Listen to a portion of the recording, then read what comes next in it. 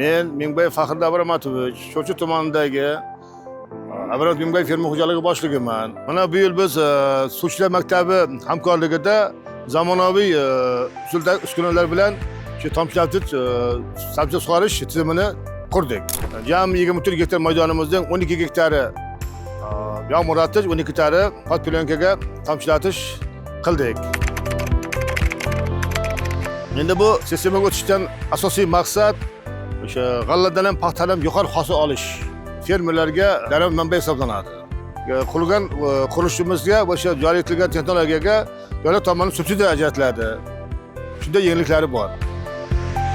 Bu tomchilab sug'orish, yomg'irlar sug'orish sabablari ich kuchini kamaytirish sababidan tanladik. Shu 14 gektar tomchilash, 14 gektar yomg'irlar sug'orish, paxtaga, g'allaga, azot mineral o'g'itlarni suv bilan birgalikda bo'ladi.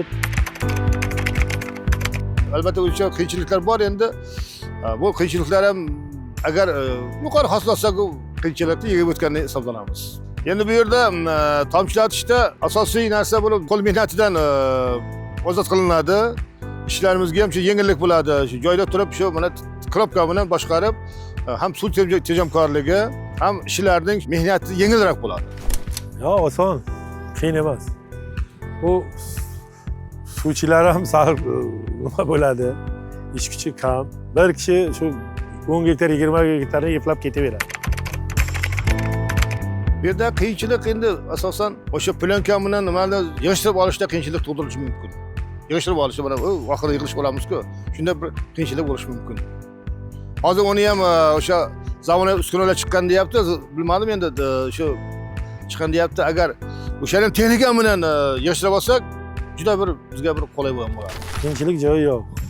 Oson, agar shu nima bo'lsa, buni taqdir qilgan bo'lsa yaxshi, unaqa qiyin emas. Qo'l bilan nima bilan suv qo'yish ko'rganda bu oson. Shuni kam sarflanadi. Birinchisi shu. Tepadan knopkani bosasiz, bu yer gazi beradi. Agar mana shu tomchilatish jarayonida magar 60 sentr, 70 sentr hosil olsam, men mana shu qilgan xarajatlarni, plyonka xarajatlari va boshqa model xarajatlarini chiqaraman. Agar undan kam olsam men qoplamaylik. Endi Alloh deymiz, agar bu 60-70 hosil olsa, hech ko'rmaganda o'tamiz.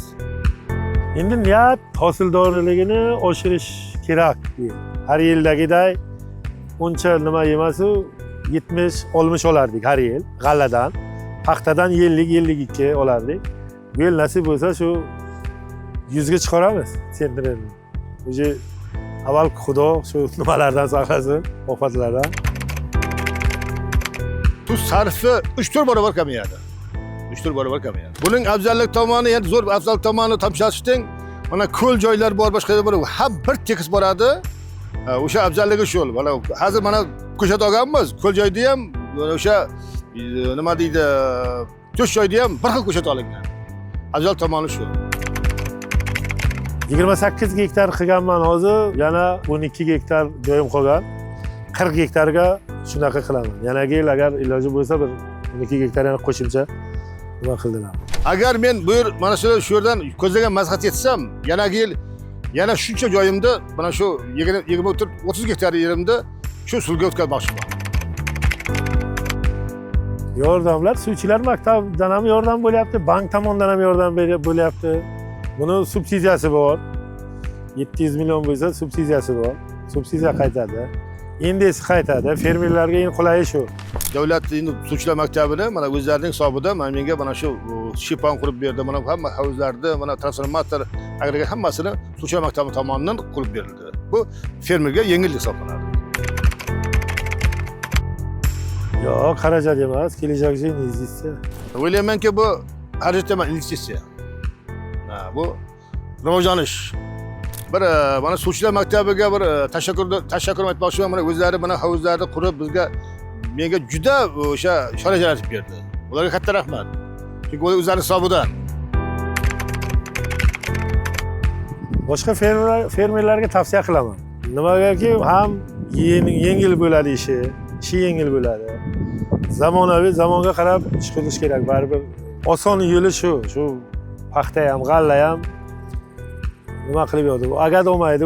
Ko'p narsaga foydasi bor.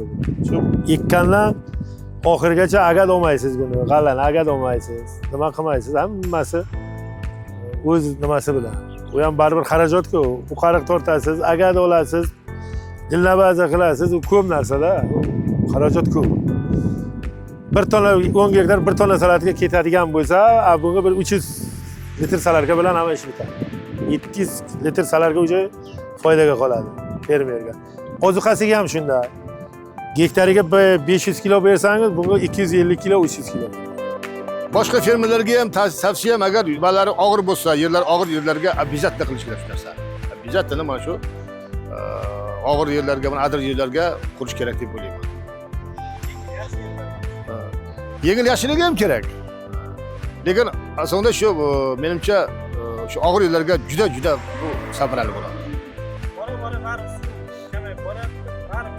Bu hamma yer shu o'tib ketadi.